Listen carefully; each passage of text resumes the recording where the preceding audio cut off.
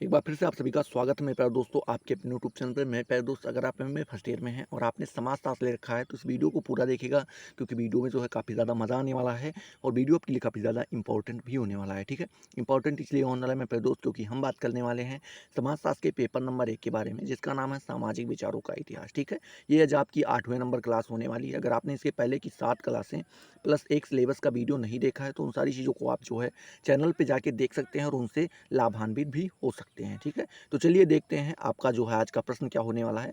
तो जो आज का आपका प्रश्न पूछा गया है मेरे प्यारे दोस्त, वो पूछा गया है आपसे कि गांधी जी के सत्य अहिंसा के सिद्धांत की क्या करना है, आपको व्याख्या करना है। ठीक है, यहाँ पे आप देख पा रहे होंगे कि गांधी जी के क्या सत्य अहिंसा के सिद्धांत की आपको व्याख्या करना है।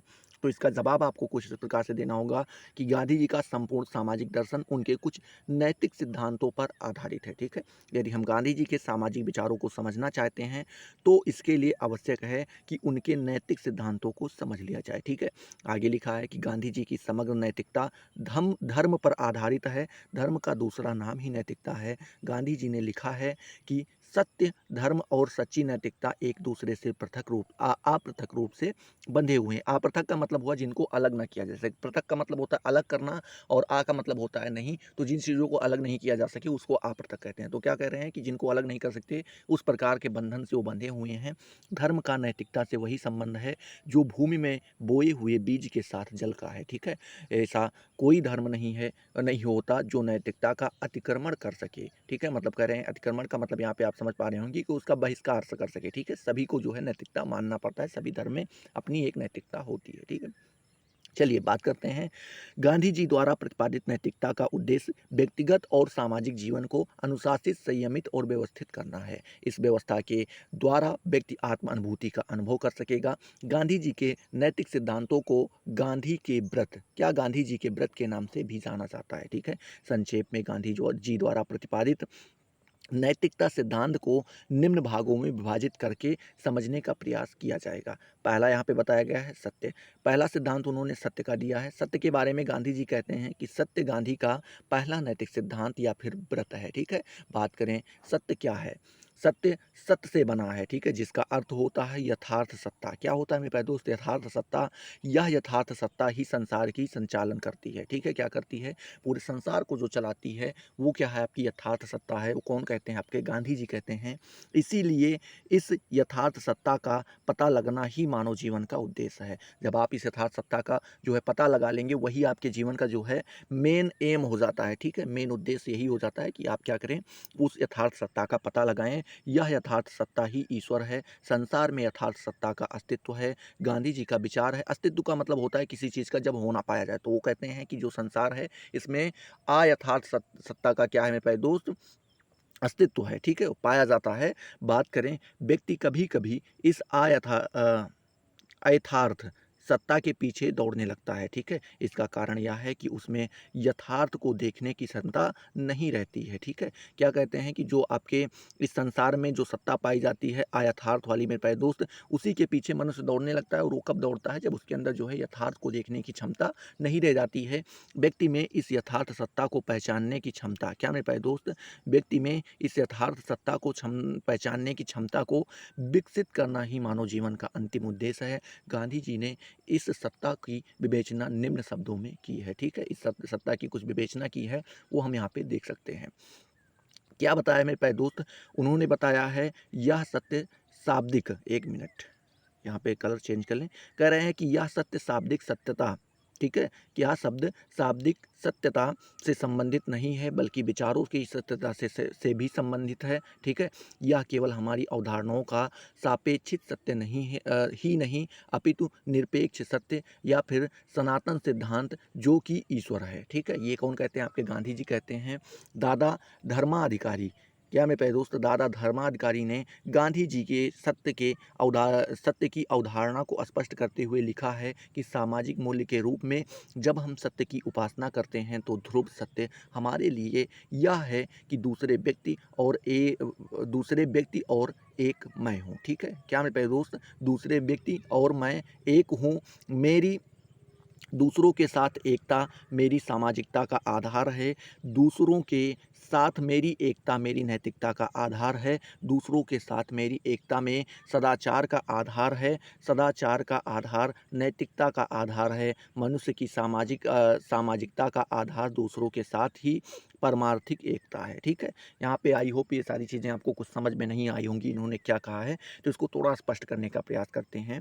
जो आपके एक दादा धर्माधिकारी हैं, ठीक है, वो गांधी जी के सत्य की अवधारणा के बारे में कुछ लिखते हैं। ठीक है, वो क्या लिख रहे हैं कि सामाजिक मूल्य के रूप में, मतलब जो सामाजिक मूल्य हैं उसके रूप में जब हम सत्य की उपासना करते हैं, ठीक है, क्या करते हैं, सत्य की जब हम उपासना करते हैं तो ध्रुव सत्य हमारे लिए यह है, मतलब कहते हैं जो हमारे लिए मेन सत्य उस समय हो जाता है वह हो जाता है कि दूसरे व्यक्ति और मैं एक हूँ। कहते हैं दूसरे व्यक्ति, जो दूसरा व्यक्ति आपके सामने खड़ा है और जो आप हैं, दोनों एक ही हो। ठीक है, आगे कहते हैं मेरी दूसरों के साथ एकता है, मेरी सामाजिकता का आधार है। कहते हैं कि जो मेरे साथ, मेरी और दूसरों के साथ जो है, मतलब जो आपके आसपास का जो संबंध है वो क्या है, एकता का संबंध है, मेरी सामाजिकता का आधार है। और यही एकता जो है आपके सामाजिकता का क्या हो जाता है, आधार बन जाता है। आगे लिखते हैं कि दूसरों के साथ मेरी एकता मेरी नैतिकता का आधार, मतलब कह रहे हैं कि दूसरों के साथ जो हमारी एकता देखने को मिलती है, मेरी एकता देखने को मिलती है,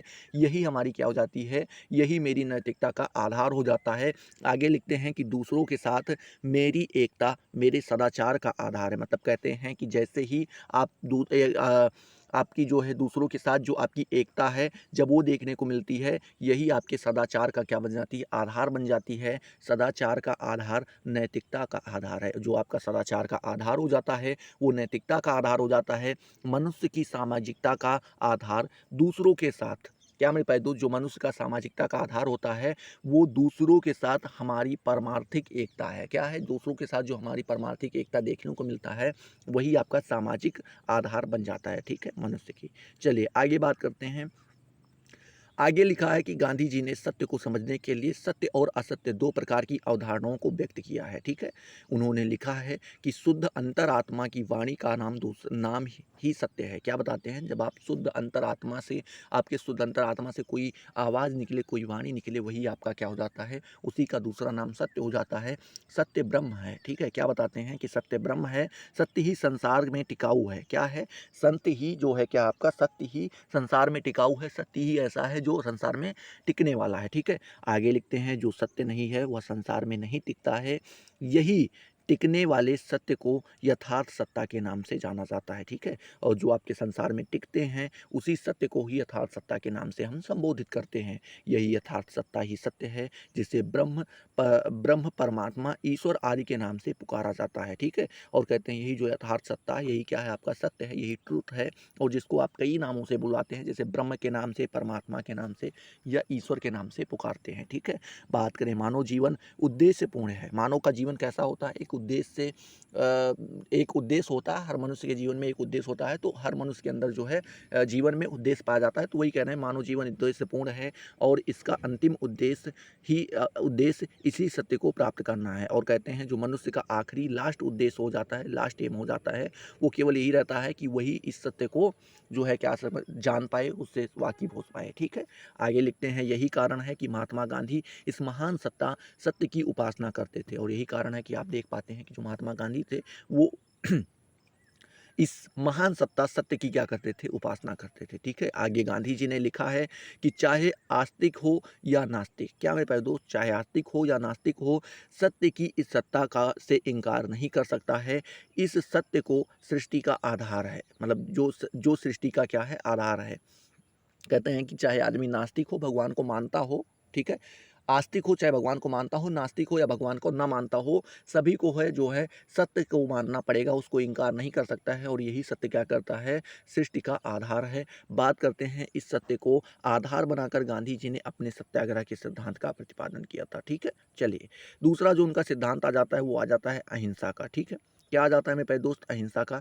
इसमें उन्होंने बताया है कि अहिंसा गांधी जी के नैतिक सिद्धांत का दूसरा आधार है। ठीक है, आधुनिक विद्वानों में इस प्रकार की धारणा है कि अहिंसा को कायरता का प्रतीक है। मतलब कह रहे हैं कि जो आधुनिक विद्वान हुए हैं, बहुत सारे नए-नए विद्वान जो निकल के आए हैं, वो कहते हैं कि जो अहिंसा है ये कायरता का प्रतीक है। अगर आप अहिंसा नहीं कर पा रहे हैं, अहिंसा कर रहे हैं, अहिंसा अहिंसा को फ़ॉलो कर रहे हैं, हिंसा नहीं कर पा रहे हैं, तो आप एक कायर व्यक्ति हैं, ठीक है? और शक्ति तथा सामर्थ्य से हीन व्यक्ति की हिंसा की वकालत करते हैं। मतलब कह रहे हैं कि जो क्या करते हैं, जो शक्ति और सामर्थ्य से हीन है मेरे प्यारे दोस्त, व्यक्ति की क्या करते हैं, अहिंसा की वकालत करते हैं। गांधी जी का विचार है कि हिंसा कायरता का अस्त्र नहीं है। मतलब कह रहे हैं कि हिंसा जो है कायरता का अस्त्र नहीं है, यह निर्बलों का आधार भी ना होकर व्यक्ति की सबलता का सबसे सशक्त प्रतीक है। मतलब वो कहते हैं कि जो व्यक्ति हिंसा नहीं करता है, ठीक है, अहिंसावादी जो होता है, वो क्या होते हैं, उसके सबल का, उसके बली होने का जो है एक सशक्त प्रतीक दिखाई पड़ता है। गांधी जी बताते हैं, गांधी जी ने स्वयं भी लिखा है कि अहिंसा कायरता का कवच नहीं, अपितु या बहादुर का उच्चतम गुण है। कहते हैं कि जो है ये जो आप अहिंसा बता रहे हैं, हिंसा जो बता रहे हैं या अहिंसा जो बता रहे हैं, तो अहिंसा जो है क्या है, कायरता का कवच नहीं है। इसको आप कायर नहीं कह सकते हैं जो आदमी अहिंसा नहीं करता है। वो एक बहादुर, और बहादुर का क्या हो जाता है, उच्चतम गुण हो जाता है। ठीक है, चलिए बात करते हैं गांधी जी ने अहिंसा के जिन प्रमुख रूपों, क्या मेरे प्यारे दोस्त, प्रमुख स्वरूपों की विवेचना प्रस्तुत की है, उसके बारे में संक्षिप्त जानकारी प्राप्त कर लेना आवश्यक है। ठीक है, जो निम्न प्रकार से हैं। पहला उन्होंने बताया है अहिंसा का सीमित अर्थ। ठीक है, पहला उन्होंने अहिंसा का सीमित अर्थ दिया है। अहिंसा का सीमित अर्थ कि किसी की हिंसा ना करना, मतलब किसी की हिंसा ना करना, किसी के साथ मार पिटैया ना करना, मारना नहीं, पीटना नहीं, मार भी नहीं डालना, ठीक है, किसी प्राणी को चोट ना पहुंचाना, मार पीट ना करना आदि आपका क्या हो जाता है, अहिंसा हो जाता है।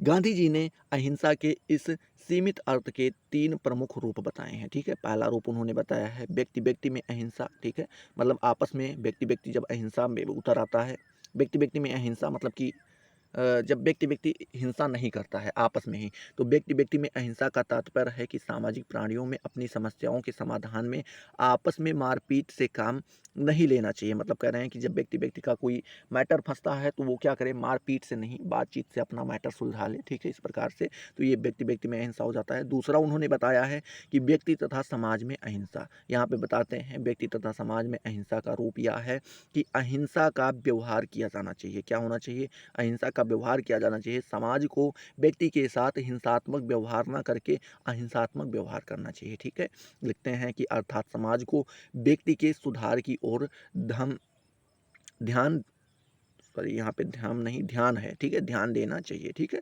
तो ये सारी चीज़ें होती हैं। आगे तीसरे नंबर की हम बात करें मेरे प्यारे दोस्त, तीसरा जो बताते हैं मेरे प्यारे दोस्त, वो बताते हैं समाज में अहिंसा। ठीक है, इसमें इन्होंने लिखा है कि समाज में अहिंसा का सीमित अर्थ यह है कि समाज को आपसी झगड़ों का निपटारा करने के लिए युद्ध का सहारा नहीं लेना चाहिए। ठीक है, मतलब कहते हैं कि जो आपसी झगड़े हैं उनको बातचीत से ही सुलझाया जा सकता है, मारपीट करना आवश्यक नहीं है। ठीक है, अब चलिए देखते हैं यहाँ पे, अब वो जो अगली हेडिंग बताते हैं सकारात्मक हिंसा। ठीक है, क्या बताते हैं, सकारात्मक हिंसा।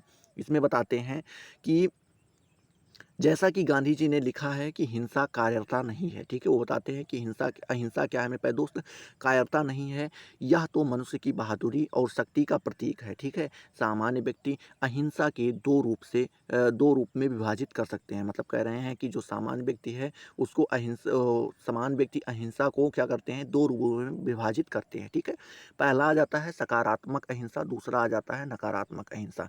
गांधी जी ने अहिंसा को इसके नकारात्मक स्वरूप से अलग रखा है। ठीक है, उनका कहना है कि हिंसा का वास्तविक स्वरूप तो सकारात्मक होता है। ठीक है, नकारात्मक अहिंसा किसी व्यक्ति को शारीरिक कष्ट ना पहुंचाने, मारपीट ना करने आदि तक सीमित है। ठीक है, इसके विपरीत सकारात्मक अहिंसा का तात्पर्य होता है कि दूसरों की सत्य प्रेम भावना को जागृत करना और विकसित करना। ठीक है, बात करते हैं, गांधी जी ने स्पष्ट शब्दों में कहा है कि वह एक ऐसी सकारात्मक शक्ति है जो बिजली से अधिक तेज और ईश्वर से अधिक शक्तिशाली है। ऊंची से ऊंची हिंसा का विरोध ऊंची से ऊंची अहिंसा के द्वारा किया जा सकता है। ठीक है, मतलब कहते हैं कि जितना भी बड़ी हिंसा हो, उसका जो है विरोध आप ऊंची से ऊंची हिंसा का विरोध जो है छोटी से छोटी क्या अहिंसा से दे सकते हैं, या ऊंची से ऊंची अहिंसा से दे सकते हैं। अब बात करते हैं अहिंसा के आवश्यक तत्व के बारे में। तो गांधी जी द्वारा प्रस्तुत अहिंसा के सिद्धांत के आधार पर अहिंसा के आवश्यक तत्व को निम्नलिखित भागों में विभाजित किया जा सकता है। पहला उन्होंने बताया है सत्य, ट्रुथ जिसे आप कहते हैं। सत्य अहिंसा का पहला आवश्यक तत्व है। ठीक है मेरे प्यारे दोस्त, जो सत्य है वो अहिंसा का क्या हो जाता है, पहला आवश्यक तत्व हो जाता है। यह सत्य स्वयं में परमात्मा है, ठीक है, ब्रह्म है, ईश्वर है।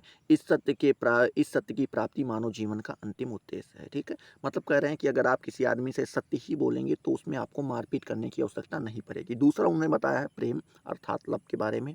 वो बताते हैं कि सत्य के अतिरिक्त अहिंसा का दूसरा तत्व, प्रमुख तत्व जो हो जाता है वो आपका प्रेम हो जाता है। गांधी जी का विश्वास था कि प्रत्येक मनुष्य में ईश्वर विद्यमान है, इसीलिए सभी व्यक्तियों और जीवधारियों के साथ प्रेम का व्यवहार किया जाना चाहिए। गांधी जी का विश्वास था कि प्रेम में वह शक्ति होती है जिसकी सहायता से असंभव को भी संभव किया जा सकता है। गांधी जी के अनुसार प्रेम में सत्य का होना नितांत आवश्यक है।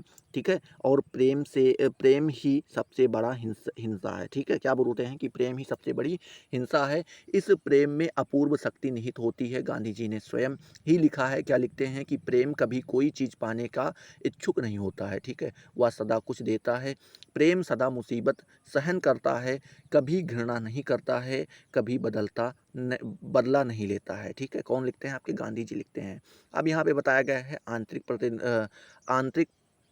पवित्रता। ठीक है, ये तीसरा तत्व है आपका। ठीक है, अहिंसा का तीसरा आवश्यक तत्व क्या हो जाता है आपका, अंतर आत्मा का की शुद्धता या फिर पवित्रता। ठीक है, बात करते हैं आंतरिक पवित्रता के अंतर्गत आत्म अनुशासन आ जाता है, सेल्फ जो है डिसिप्लिन, मतलब अपने आप से ही आप आ जाए, नम्रता आ जाता है। ठीक है, उसके बाद जैसे गुण को सम्मिलित किया जाता है। आंतरिक पवित्रता सॉरी आंतरिक पवित्रता ही वह गुण है जिसके आधार पर व्यक्ति अपने को अहिंसा के लिए प्रेरित करता है। ठीक है, उसके बाद लिखते हैं कि आंतरिक पवित्रता के संबंध में डॉक्टर सुनील नायर ने लिखा है कि आंतरिक पवित्रता और निस्वार्थ, क्या मैं पहले दोस्त, निस्वार्थ वह चट्टान है जिस पर एक सत्याग्राही को खड़ा होना चाहिए। ठीक है, सत्याग्राही को क्या होना चाहिए, सत्याग्राही को खड़ा होना चाहिए ताकि अपने शत्रु के हृदय को प्रभावित कर सके। उसके अंदर निहित मानवीय और ईश्वरीय शक्ति, क्या मेरे प्यारे दोस्त, चिंगारी को प्रज्वलित कर सके। ठीक है, आगे बात करते हैं मेरे प्यारे दोस्त। चौथा तत्व जो उन्होंने बताया मेरे प्यारे दोस्त, वो उन्होंने बताया है लगन के बारे में। किसके बारे में प्यारे दोस्त, तो लगन के बारे में बताया है।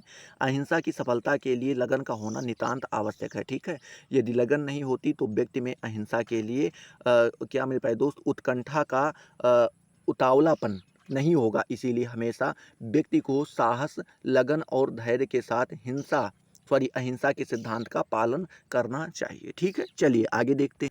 पालन करना चाहिए। गांधी जी का विचार है कि यह आवश्यक नहीं कि व्यक्ति को प्रत्येक कार्य में सफलता मिले ही। कह रहे हैं कि ऐसा, गांधी जी कहते हैं कि ऐसा नहीं, ये जरूरी नहीं है, यह आवश्यक नहीं है कि व्यक्ति को हर कार्य में जो है उसको सफलता प्राप्त हो। ऐसी अवस्था में व्यक्ति को निराश नहीं होना चाहिए। सफलता प्राप्त करने के लिए पहले व्यक्ति को अनेक प्रकार की असफलताओं का सामना करना पड़ सकता है। ऐसी स्थिति में उसमें अटूट लगन का होना अनिवार्य है। ठीक है, चलिए आगे बात करते हैं भयहीनता। पांचवा जो तत्व उन्होंने बताया है वो बोला है भयहीनता। मनुष्य के अंदर भय नहीं होना चाहिए। ठीक है, जैसा कि गांधी जी ने लिखा है कि अहिंसा बहादुरों का अस्त्र है। क्या बताते हैं कि बहादुरों का अस्त्र क्या है, अहिंसा है। गांधी जी ने स्वयं लिखा है कि यदि तुम सत्यता का पालन करना चाहते हो तो उसके लिए निडरता निडरता अत्यंत आवश्यक है। निडरता आध्यात्मिकता की प्रथम आवश्यकता हो जाती है। कायर कभी नैतिक नहीं हो सकता। ठीक है, जो कायर व्यक्ति होते हैं वो कभी नैतिक नहीं हो सकते हैं। इससे स्पष्ट होता है कि अहिंसा के लिए निडरता या भयहीनता एक आवश्यक दशा है। ठीक है, चलिए अब जो छठा जो तत्व बताते हैं वो बताते हैं लालच का ना होना। ठीक है, बताते हैं लालची व्यक्ति कभी भी अहिंसा का पुजारी नहीं हो सकता है। ठीक है, मनुष्य को लालच से उसी प्रकार स्वतंत्र और मुक्त होना चाहिए जिस प्रकार चिड़िया और फूल मुक्त और स्वतंत्र रहते हैं। ठीक है, चिड़िया और फूल क्या हो रहते हैं, एकदम मुक्त रहते हैं, स्वतंत्र रहते हैं। ठीक उसी प्रकार से व्यक्ति को भी लालच से क्या होना चाहिए मेरे प्यारे दोस्त, स्वतंत्र होना चाहिए। बात करते हैं लालच आत्मविश्वास के मार्ग में बाधा उत्पन्न करता है और यह आत्मविश्वास अहिंसा की पहली आवश्यकता है। ठीक है, अब बात करते हैं जो उन्होंने सातवें तत्व के बारे में बात किया है, वो व्रत के बारे में बात किया है। व्रत अहिंसा का सातवां और अंतिम सिद्धांत है। इस व्रत का उद्देश्य मानव जीवन में पवित्रता का विकास करना करना होता है। व्रत मनुष्य के निम्न 3 संकायों, क्या मेरे प्यारे दोस्त, निम्न 3 संकायों को विकसित करके अहिंसा को प्रोत्साहित करता है। पहला बताया गया है शारीरिक पवित्रता का विकास, ठीक है। दूसरों उन्होंने बताया है कि मानसिक पवित्रता का विकास, और चौथा और तीसरा उन्होंने बताया है आत्मिक पवित्रता का विकास। ये 3 व्रत उसके अंदर होने चाहिए, ये तीनों चीज़ें पाई जानी चाहिए, ठीक है। अब हम बात करते हैं अहिंसा के स्वरूप, ठीक है। अहिंसा के स्वरूप के बारे में बात करें तो अहिंसा के प्रमुख स्वरूपों को निम्नलिखित भागों में विभाजित किया जा सकता है। पहला बताया गया है नकारात्मक अहिंसा, किसी भी प्रकार के, क्या मेरे प्यारे दोस्त, किसी भी प्रकार के जीवधारियों को कष्ट न पहुंचाना नकारात्मक अहिंसा के का स्वरूप है, ठीक है। बात करते हैं दूसरा सकारात्मक अहिंसा के बारे में, तो सभी प्रकार के जीवधारियों से प्रेम करना एक सकारात्मक अहिंसा हो जाता है, ठीक है। आप किसी को चोट चोट नहीं पहुंचा रहे हैं लेकिन किसी से प्रेम भी नहीं कर पा रहे हैं, तो आपके अंदर नकारात्मक अहिंसा है, ठीक है। और अगर आप किसी को चोट भी नहीं पहुंचा रहे हैं और सबसे प्रेम भी कर रहे हैं, तो आपके अंदर सकारात्मक अहिंसा पाई जा रही है, ठीक है। बात करते हैं वीरों की अहिंसा, क्या मेरे प्यारे दोस्त, वीरों की अहिंसा तीसरी बताई गई है। अहिंसा के इस प्रकार को प्रकाशवान, क्या मेरे प्यारे दोस्त, प्रकाशवान अहिंसा के नाम से भी जाना जाता है। इस प्रकार की अहिंसा का प्रयोग कुछ शक्तिशाली व्यक्ति ही कर सकते हैं, ठीक है। चलिए, अगला जो आपका चौथा नंबर दिया गया है दुर्बलों की अहिंसा, इसमें बताया गया है अहिंसा का यह स्वरूप किसी भी समूह के द्वारा नीति के रूप में अपनाया जा सकता है, ठीक है। उसके बाद पांचवा बताया है इन्होंने कायरों की अहिंसा, इन्होंने ये इन्हों मतलब कायरों की अहिंसा में ये बताते हैं कि जब कोई व्यक्ति या समूह डर से किसी दूसरे व्यक्ति या समूह से के अत्याचार को स्वीकार करता है, इसे कायरों का की अहिंसा कहा जाता है। मतलब कह रहे हैं कि मान लीजिए कोई सबल आदमी है और कोई एक निर्बल आदमी है। अब सबल आदमी उसको क्या कर रहा है, मार रहा है, पीट रहा है, लेकिन जो बेचारा निर्बल है वो कुछ कर नहीं सकता है, ठीक है।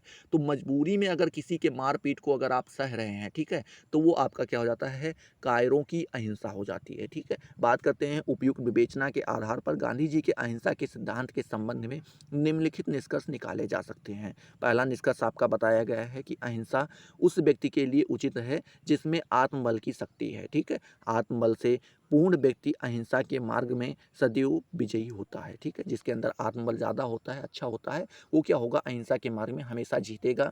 दूसरा कहते हैं निर्बल व्यक्तियों द्वारा प्रयुक्त अहिंसा, ठीक है। जो व्यक्ति निर्बल होते हैं उनके द्वारा जो अहिंसा प्रयोग की जाती है को उचित नहीं कहा जा सकता है। किंतु इस, क्या मेरे प्यारे दोस्त, किंतु इस संबंध में गांधी जी का विचार है कि निर्बल व्यक्ति भी, क्या मेरे प्यारे दोस्त, निर्बल व्यक्ति भी यदि निरंतर साधना के द्वारा आत्मबल की शक्ति को विकसित कर ले, ठीक है, तो उनके द्वारा प्रयुक्त अहिंसा उचित है, ठीक है। मतलब कह रहे हैं कोई व्यक्ति निर्बल है, ठीक है, और वो क्या कर रहा है, साधना कर रहा है, लगातार साधना कर रहा है, और साधना के द्वारा वो अपने अंदर आत्मबल की शक्ति को क्या कर ले रहा है, डेवलप कर ले रहा है अच्छे से, ठीक है।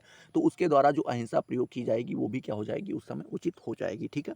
तीसरा बता रहे हैं कि कायर व्यक्ति यदि अपनी कायरता को छिपाने के लिए अहिंसा का प्रयोग करता है, तो अहिंसा का उचित स्वरूप नहीं कहा जा सकता। मतलब कोई व्यक्ति ऐसा है जो डरपोक है, ठीक है, एक तरीके से डरपोक शब्द हो सकता है, थोड़ा वैसा हो, लेकिन यूज कर रहे हैं, कोई आदमी क्या है, कोई डरता है, ठीक है, और उस डर के कारण क्या कह रहा है, सभी से बता रहा है, अरे भैया हम अहिंसा का पालन कर रहे हैं, अरे हम कुछ नहीं करेंगे, गांधी जी ने ये कहा था, वो कहा था, तो भाई तुम डर रहे हो, ये अहिंसा नहीं है, ठीक है।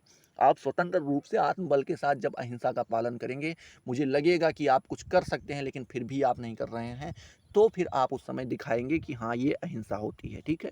चौथा बताते हैं अहिंसा, क्या मेरे प्यारे दोस्त, अहिंसा आंतरिक शक्ति है, ठीक है। यह आत्मा से विकसित होती है, बाहरी रूप में अहिंसा नहीं आती है, ठीक है।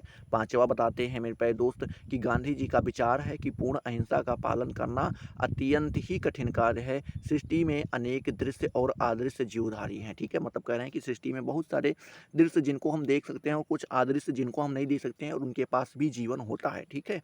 इनकी हिंसा से बचना अत्यंत ही कठिन कार्य है। कहते हैं इनसे, इनकी जो हिंसा हो जाती है कि आपने मान लीजिए कहीं पे आपके पाँव के नीचे चींटी दब गई, या आपने सुना होगा कि जो दही वगैरह होती है उसमें क्या पाए जाते हैं, छोटे छोटे कीटाणु पाए जाते हैं। अब दही खाएंगे नहीं तो आप करेंगे क्या, ठीक है।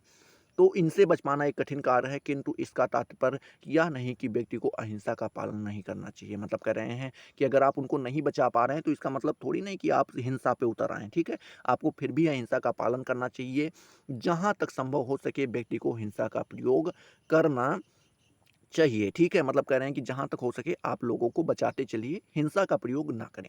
छठा ये बताते हैं कि अहिंसा तो मानव जीवन का उच्चतम आदर्श है। कह रहे हैं कि अगर आप अहिंसा का पालन कर रहे हैं तो ये आपका जो है उच्चतम आदर्श हो जाता है। अतः इस आदर्श की प्राप्ति के लिए व्यक्ति को निरंतर प्रयास करते रहना चाहिए, ठीक है? अंत में गांधी जी के शब्दों में कहा जा सकता है कि अहिंसा हमारी जाति का नियम है, ठीक है? जबकि हिंसा पशुओं का नियम है। कहते हैं जो मानव जाति है उसकी उसका जो नियम है, उसका नियम क्या है? अहिंसा, आपस में प्रेम बनाए रखना। जबकि जो पशु होते हैं उनके अंदर हिंसा पाई जाती है, ठीक है? बात करें जानवरों में आत्मा छिपी रहती है। क्या होती है? जानवरों में आत्मा छिपी रहती है और वे भौतिक शक्ति के सिद्धांत के अतिरिक्त और कुछ नहीं जानते हैं। मनुष्य का सम्मान मनुष्य को उच्च नियम आत्मा के संघर्ष को मानने के लिए बाध्य करता है। अहिंसा पूर्ण राज्य, ठीक है? अहिंसा पूर्ण राज्य है, ठीक है? चलिए बात करते हैं, यह वह आदर्श है जिसकी ओर मनुष्य प्रकृति रूप से बिना इच्छा किए हुए ही चलते हैं, ठीक है? मेरे लिए अहिंसा कोई दार्शनिक सिद्धांत नहीं है, यह मेरे जीवन का नियम है। यह बुद्धि को नहीं, हृदय को प्रभावित करता है। किसको मेरे प्यारे दोस्त? हमारी बुद्धि को नहीं, हृदय को, दिमाग को नहीं, दिल को प्रभावित करता है, ठीक है? बात करते हैं अगली हेडिंग, तो अगली हेडिंग आपको डालना होगा अहिंसा का व्यवहारिक स्वरूप, ठीक है? इसमें बात करते हैं सत्याग्रह। जैसा कि अ, जैसा कि गांधी जी ने लिखा है कि अहिंसा कोई सिद्धांत नहीं है, ठीक है? कहते हैं कि अहिंसा किसी भी प्रकार का सिद्धांत नहीं है, अपितु यह तो उनके जीवन का एकमात्र नियम है। मतलब कह रहे हैं कि यह कोई सिद्धांत नहीं है, ठीक है? ये उनके जीवन का क्या है? एक नियम मात्र है जिसको ये फॉलो करते हैं, ठीक है? आगे लिखते हैं कि हमारे जीवन में अनेक समस्याएं और आवश्यकताएं होती हैं। हमारा जीवन उद्देश्यपूर्ण होता है। हम अपने उद्देश्यों की पूर्ति करना चाहते हैं। इन उद्देश्यों की पूर्ति किस प्रकार से की जाए, इस संबंध में विद्वानों ने अलग अलग विचार प्रस्तुत किए हैं। गांधी जी ने इस संबंध में अपने विचार को व्यक्त करते हुए कहा है कि गांधी जी के अनुसार अहिंसा का व्यवहारिक रूप सत्याग्रह है, ठीक है? क्या है उसका व्यवहारिक रूप? सत्याग्रह है। इसमें दो शब्दों का मेल है, पहला सत्य का है और दूसरा आग्रह का है। सत्य के लिए आग्रह करना ही क्या कहलाता है? आपका सत्याग्रह कहलाता है, ठीक है? चलिए आगे बात करते हैं। गांधी जी ने सत्याग्रह को सत्य का प्रयोग कहा है। क्या कहा है? गांधी जी ने जो सत्याग्रह को है सत्य का प्रयोग कहा है। किसे कह रहे हैं? सत्य का अगर आप प्रयोग करना चाहते हैं तो आप सत्याग्रह, ठीक है, ट्राई कीजिए। बात करते हैं गांधी जी के अनुसार सत्य का वह प्रयोग परिवार, राष्ट्र, समाज सभी क्षेत्रों में किया जा सकता है, ठीक है? गांधी जी कहते हैं ये आपका सत्य है, ये आपका प्रयोग, इसका परिवार आप अपने परिवार में, राष्ट्र में, समाज में, किसी भी क्षेत्र में आप इसका प्रयोग कर सकते हैं। सत्याग्रह में आग्रह शब्द महत्वपूर्ण है, ठीक है? कहते हैं जो सत्याग्रह एक शब्द है, इसमें जो एक आग्रह शब्द मिल जाता है ये काफ़ी ज़्यादा इंपॉर्टेंट हो जाता है। यह आग्रह सत्य के लिए किया जाना चाहिए, ठीक है? तो क्या कहते हैं कि यह आग्रह जो है आपका किसके लिए किया जाना चाहिए? सत्य के लिए करना चाहिए, असत्य के लिए नहीं किया जाना चाहिए। आग्रह का मतलब होता है किसी के सामने विनय करना, विनती करना कि भैया ऐसा है कि ये मत करो यार, मत करो, ये चीज़ गलत है, ठीक है? ये चीज़ गलत है। अगर आप किसी चीज़ के लिए, सत्य के लिए आग्रह कर रहे हैं तो आप अच्छी बात कर रहे हैं, इसी को सत्याग्रह कहते हैं। लेकिन अगर आप किसी असत्य के लिए, भाई एक बार अरे यार तुमने गलत किया, उसको मार ही देना था, ठीक है? इस प्रकार से जब आप बात करेंगे तो वो क्या हो जाता है? आपका सत्याग्रह नहीं रहता है, ठीक है? असत्याग्रह हो जाता है। बात करते हैं सत्य के लिए किया जाने वाला आग्रह ही सत्याग्रह है। गांधी जी ने अपनी पत्नी को सत्याग्रह की उत्पत्ति का कारक माना है, ठीक है? उन्होंने लिखा है, क्या लिखते हैं कि मैंने अपनी पत्नी से अहिंसा, ठीक है, सत्याग्रह का पाठ पढ़ा है। मैंने उसे अपनी इच्छा के सामने झुकाने का प्रयत्न किया, ठीक है? मतलब कहते हैं, गांधी जी बताते हैं कि जो उनकी पत्नी थी, ठीक है, उन्हीं से ही उन्होंने अहिंसा का पाठ पढ़ा है। वो बताते हैं कि मैंने उसे अपनी इच्छा के सामने झुकाने का प्रयत्न किया। जो गांधी जी की इच्छा थी उसके सामने अपनी पत्नी को झुकाने का प्रयास किया। उसने एक ओर मेरी इच्छाओं का दृढ़तापूर्वक विरोध किया और दूसरी ओर मेरी मूर्खता के लिए मूक रहकर कष्ट सहन किया। मतलब कह रहे हैं कि एक तो उन्होंने क्या किया, इनकी इच्छाओं के लिए दृढ़तापूर्वक विरोध भी किया और दूसरी ओर उन्होंने इनके मूर्खता के लिए जो कुछ भी इन्होंने मूर्खता की उसको जो है चुप रह करके कष्ट सहन किया, ठीक है? बात करते हैं, मुझे अंत में अपने आप ही शर्म आने लगी, ठीक है? वो बताते हैं कि लास्ट में उनको खुद ही शर्म आने लगी और अपने इस अ, विचार का कि मेरा जन्म ही उस पर हुकूमत चलाने के लिए हुआ है। मतलब कह रहे हैं कि इस बात को सोचकर उनके जो है शर्म आने लगी कि क्या मेरा जीवन जो है हुकूमत चलाने के लिए, इस औरत के ऊपर हुकूमत चलाने के लिए हुआ है? मुझे पागलपन दिखाई देने लगा। अंत में अहिंसा के मामले क्या मैं पै दोस्त वो उनको पागलपन सा लगने लगा और अंत में अहिंसा के मामले में वह मेरी गुरु बनी और अनजाने में ही, मतलब कह रहे हैं इसी के कारण जो है लास्ट में ये हुआ कि वो हमारे गुरु के सामने आई, ठीक है? गुरु की तरह आई अहिंसा वाले मामले में। और कहते हैं कि उसने ही सत्याग्रह का अवलंबन किया और आखिरी में ये आप कह सकते हैं कि उसी के कारण जो है सत्याग्रह का क्या हुआ, अवलंबन हुआ। उसी के नियमों का विस्तार मात्र मैंने दक्षिण अफ्रीका में किया। मतलब कह रहे हैं वही नियम हैं जिनका विस्तार हमने जा कर के बस क्या कर दिया, दक्षिण अफ्रीका में किया। ठीक है, बात करते हैं सत्याग्रह के तत्व। ठीक है, सत्याग्रह के तत्व कौन कौन से हैं? महात्मा गांधी ने सत्याग्रह के सिद्धांत में जो निहित तत्व हैं उन्हें निम्नलिखित भागों में विभाजित किया जा सकता है। ठीक है, क्या कहते हैं, तो उनके जो तत्व हैं उनको कुछ भागों में बांटा जा सकता है।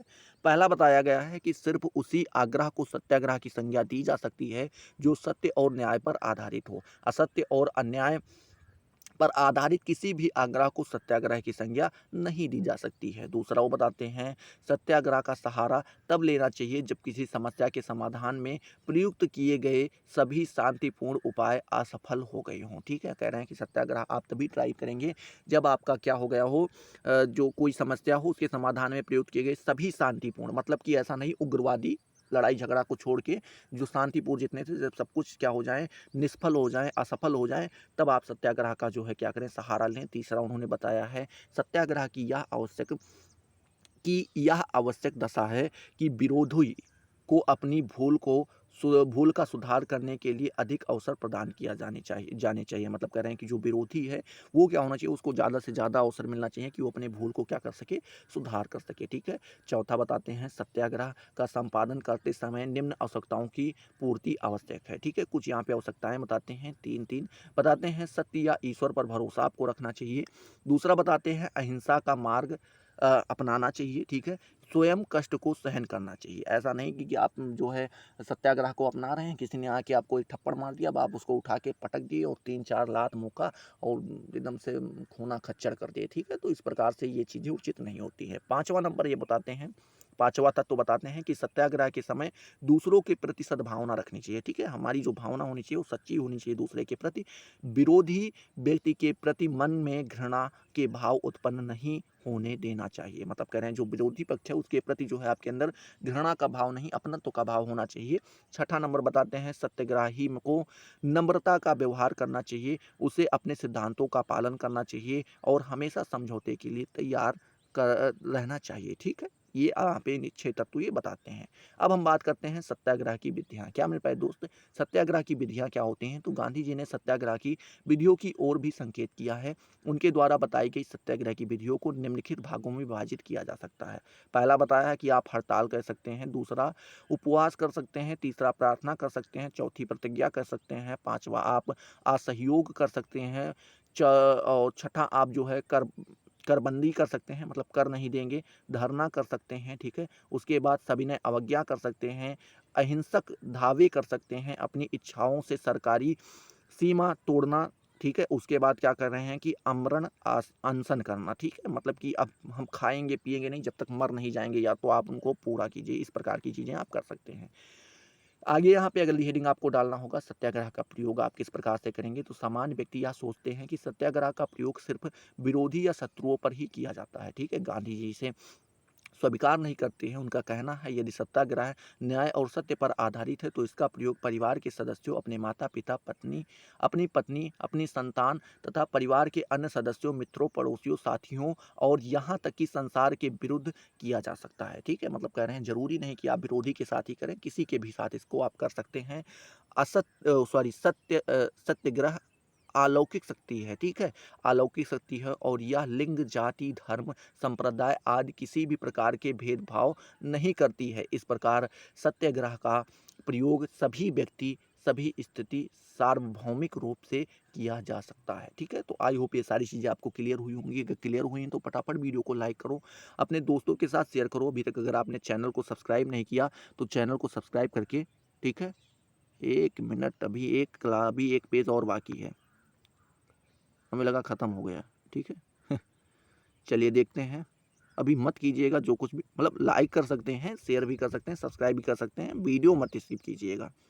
चलिए देखते हैं यहाँ पे आगे लिखते हैं सत्याग्रह का मनोविज्ञान। ठीक है, सत्याग्रह का मनोविज्ञान क्या होता है, मतलब जो है सत्याग्रह का जो एक आप समझ सकते हैं साइकोलॉजी क्या होती है, ये यहाँ पे बात करते हैं। सत्याग्रह मानव समाज की एक मनोविज्ञान अवस्था है। ठीक है, क्या है मनोविज्ञान अवस्था है, मनुष्य के मूल प्रवृत्तियाँ होती हैं। इन प्रवृत्तियों को प्रमुख रूप से दो भागों में विभाजित किया जा सकता है। पहला बता रहे हैं सद प्रवृत्ति, या जिसे आप दैवी प्रवृत्ति कहते हैं। दूसरा बोल रहे हैं असद प्रवृत्ति, जिसे आप दानवी प्रवृत्ति के नाम से भी जानते हैं। ठीक है, बात करें गांधी जी का विचार था कि यदि हम मनुष्य का विश्लेषण करें तो यह स्पष्ट होता है कि वह मूलभूत सद प्रवृत्ति का प्राणी है। स्वभाव से उसमें सद प्रवृत्तियाँ पाई जाती हैं। गांधी जी ने इसका तर्क यह दिया है कि यदि मनुष्य का असद प्रवृत्ति होगी, असद मतलब सही प्रवृत्ति नहीं होती, तो संपूर्ण संसार में युद्ध और संघर्ष की स्थिति उत्पन्न हो जाती। ठीक है, आगे वो लिखते हैं, क्या लिखते हैं मेरे प्यारे दोस्त, और मानव समाज कभी कभी मतलब कभी का नष्ट, मतलब कब का नष्ट हो गया होता। ठीक है, इससे स्पष्ट होता है कि मूल रूप से मनुष्य में देवत्व विद्यमान है। अगर देखें तो मनुष्य के अंदर कहीं न कहीं पे देवत्व पाया जाता है, किंतु वह देवत्व सुषुप्त अवस्था में रहता है, मतलब सोए हुई अवस्था में पड़ा हुआ है, कहीं न कहीं पे छिपा हुआ है। बात करते हैं सत्याग्रह, मनुष्य के अंदर स्वाभाविक रूप से विद्यमान देवत्व को, सुषुप्त प्रवृत्ति को जागृत करता है, सोए हुए जो देवत्व है उसको जगाता है। ठीक है, आगे यहाँ पे लिखते हैं सत्याग्रह वह कला है जिसके द्वारा मानवीय स्वभाव और आत्मा को सुषुप्त अवस्था में रहती है को जागृत करना है। ठीक है, मतलब कहते हैं कि अगर देखें जो आपके अंदर देवत्व का या आपकी आत्मा जो है, वो जो सद्भावना वाली आत्मा जो आपकी होती है, वो क्या हुई, सोई हुई है, उसी को जगाना जो आपका क्या होता है, सत्याग्रह का कला कहलाता है। बात करें इस प्रकार सत्याग्रह वह दशा है जिसमें व्यक्ति की आत्मा और उसकी क्रियाएं अन्याय से न्याय की ओर, असत्य से सत्य की ओर, दानवी से देवत्व की ओर, ठीक है, घृणा से प्रेम की ओर और स्वार्थ से परारार्थ की ओर अग्रसर होती है। ठीक है, बात करें सत्याग्रह व्यक्ति को सत्य प्रिय, न्यायपूर्ण, परार्थी, ठीक है, अहिंसक बनाता है। बात करें इस प्रकार सत्याग्रह का सिद्धांत व्यक्ति की मानवीय प्रवृत्ति को सत्य प्रिय, ठीक है, क्या सत्य प्रिय, न्यायपूर्ण, परार्थी बनाने का एक वैज्ञानिक और मनोवैज्ञानिक आधार है। ठीक है, अब हम बात करते हैं सत्याग्रह का समाजशास्त्र। ठीक है, समाज के सिद्धांत के अंतर्गत सत्याग्रह का अध्ययन किया जाता है। इसका कारण यह है कि सामाजिक बंधनों की एक व्यवस्था है। ठीक है, कुछ समाज जो है क्या होता है, सामाजिक बंधन, कुछ बंधन होते हैं उसमें बंधा होता है, और सत्याग्रह इन्हीं बंधनों में मधुरता को विकसित करता है। ठीक है, इसमें जो बंधन है, आपने इसमें मधुरता लाने के लिए आपको सत्याग्रह का प्रयोग करना ही होगा। यदि सत्याग्रह का आविष्कार महात्मा गांधी ने व्यक्तिगत जीवन में प्रयुक्त करने हेतु किया था, किंतु यह व्यक्तिक जीवन का ही केंद्र नहीं रहता है, अपितु यह सामाजिक जीवन में भी उतना महत्व है, में भी उतना ही महत्व है। ठीक है, बताते हैं कि यह तो एक सार्वजनिक और व्यवहारिक सिद्धांत है। ठीक है, आगे लिखते हैं, इसकी सहायता से सामाजिक जीवन में व्याप्त असत्य, अन्याय और अत्याचार को समाप्त किया जा सकता है। इसकी सहायता से सामाजिक जीवन में सहयोग, सहकारिता और सद्भावना का विकास किया जा सकता है। इन्हीं महान सिद्धांतों पर सामाजिक जीवन आधारित हुआ है। ठीक है, क्या हुआ है, सामाजिक जीवन आधारित हुआ है। यह सिद्धांत व्यक्तिगत जीवन में ही प्रयुक्त नहीं किया जाता है, अपितु सामाजिक और राष्ट्रीय जीवन में भी इसका प्रयोग किया जाता है। ठीक है, आगे बात करते हैं तो आगे लिखा है, सत्याग्रह केवल सिद्धांत की बात नहीं है, अपितु गांधी जी ने इसका व्यवहारिक जीवन में भी प्रयोग करके कर दिया है। साथ ही इसकी सहायता से सामाजिक अन्याय, ठीक है, प्रतिकार को भी समाप्त करने में मदद की है। ठीक है, इस सिद्धांत की प्रमुख बात यह है कि इसका प्रयोग अंतर्राष्ट्रीय स्तर पर किया जा सकता है। ठीक है, तो एक बार फिर से देख लेते हैं, और तो कोई नहीं बचा है, नहीं और कोई नहीं बचा है। ठीक है, तो अब आपको यहाँ पे ध्यान में रखना है कि अगर आपको वीडियो पसंद आए तो वीडियो को लाइक कर दो, अपने दोस्तों के साथ शेयर करो। अभी तक अगर आपने चैनल को सब्सक्राइब नहीं किया तो सब्सक्राइब करके बेल वाले आइकन को जरूर प्रेस कर दो। ठीक है, और कमेंट सेक्शन में जरूर बताओ कि आपको वीडियो कैसा लगा। तो चलिए अगले वीडियो में मिलते हैं नए जोश, नए टॉपिक के साथ। तब तक के लिए जय हिंद, जय भारत।